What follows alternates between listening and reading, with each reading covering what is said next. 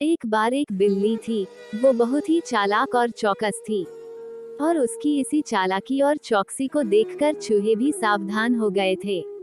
और अब चूहे बिल्ली के हाथ नहीं आ रहे थे। एक समय ऐसा आया कि बिल्ली भूख के मारे तड़पने लगी। एक भी चूहा उसके हाथ नहीं आता था, क्योंकि वो उसकी आहट सुनते ही तेजी से अपने बिल में छुप जाते थे। भूख से बचने के लिए बिल्ली योजना बनाने लगी। तभी उसके दिमाग में कुछ आया और वो एक टेबल पर उल्टी लेट गई। उसने सभी चूहों को ये सोचने पर मजबूर कर दिया कि वो मर चुकी है।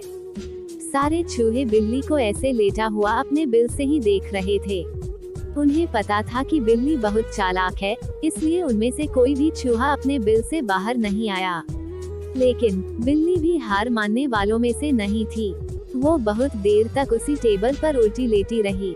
धीरे धीरे चूहों को लगने लगा कि बिल्ली मर चुकी है।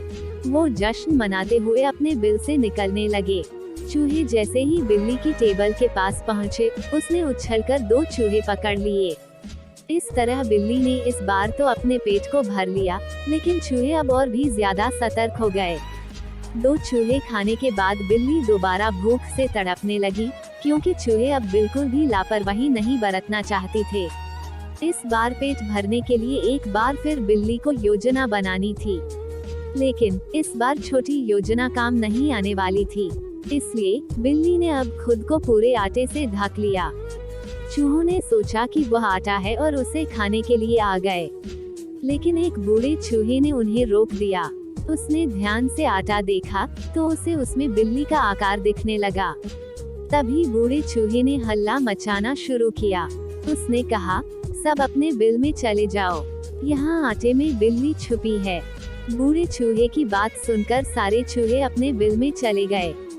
जब बहुत देर तक एक भी चूहा बिल्ली के पास नहीं पहुंचा, तब बिल्ली थकने की वजह से उठ गई। इस तरह बूढ़े चूहे ने अपने अनुभव से सारे चूहों की जान बचा ली। बिल्ली और चूहे की कहानी से यह सीख मिलती है कि बुद्धि का इस्तेमाल करके धोखे से बचा जा सकता है।